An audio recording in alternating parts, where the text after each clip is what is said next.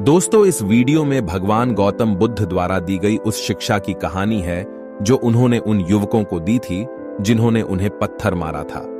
यह उस घटना का वर्णन है जब भगवान बुद्ध भ्रमण पर निकले थे और एक आम के बाग में विश्राम कर रहे थे। युवकों द्वारा पत्थर जाने पर उनकी आंखों से आंसू बह निकले थे और तब उन्होंने ज्ञान की बात कही थी। एक दिन भगवान बुद्ध भ्रमण पर निकले। घूमते घूमते दोपहर हो चली थी। वे थक चुके थे। पास ही आम का एक बाग था। वे वहां चले गए। बाग में लगे पेड़ आमों से लदे हुए थे। कई आम नीचे गिरे हुए थे। महात्मा बुद्ध को तब तक भूख लगाई थी। वे पेड़ के नीचे गिरे आमों को उठाकर खाने लगे। भूख शांत हुई तो वे उसी पेड़ की छाया में विश्राम करने लगे। कुछ देर बाद बाग में कुछ युवक आए। आमों से लदे पेड़ देख वे पत्थर मारकर उन्हें तोड़ने लगे।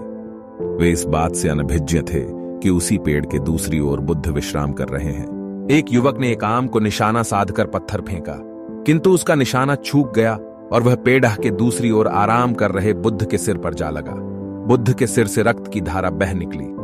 अनहोनी की आशंका से तुरंत वे सभी युवक पेड़ की दूसरी ओर गए। वहां उन्होंने चौटिल बुद्ध को देखा। उनके सिर से रक्त बह रहा था और आंखों से अश्रुधारा।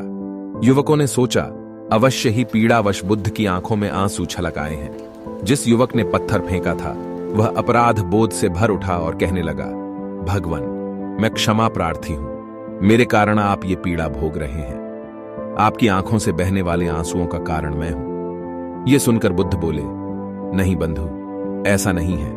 मैं सोच रहा हूं कि तुमने आम के पेड़ पर पत्थर मारा तो बदले में उसने तुम्हें मीठे फल दिए, किंतु जब तुमने मुझे पत्थर मारा तो मैं बदले में तुम्हें क्या दे रहा हूं? भय और अपराध बोध। यही विचार मेरी आंखों में आंसुओं का कारण है। दोस्तों, महात्मा बुद्ध सीख देते हैं कि हमें आम के पेड़ की तरह होना चाहिए, परोपकार की भावना से ओतप्रोत और सदा दूसरों के भले के बारे में सोचने वाला। फिर चाहे दूसरे हमारे बारे में जो भी सोचें या हमसे जैसा भी व्यवहार करें। मन में दूसरों के प्रति कटुता की भावना लाकर हम अपना मन मलिन कर लेंगे और मन की शांति खो देंगे। इसलिए सदा दूसरों का भला सोचें, भला करें। भलाई कभी व्यर्थ नहीं जाती। आज नहीं तो कल किसी न किसी रूप में उसका फल अवश्य मिलता है। मित्रों, आपको वीडियो कैसी लगी? आप अपने बहुमूल्य विचार कमेंट के माध्यम से हमें जरूर बताएं। ऐसी ही ज्ञानवर्धक, नैतिक, शिक्षाप्रद कहानियां पढ़ने के लिए हमें सब्सक्राइब करना न भूलें। धन्यवाद।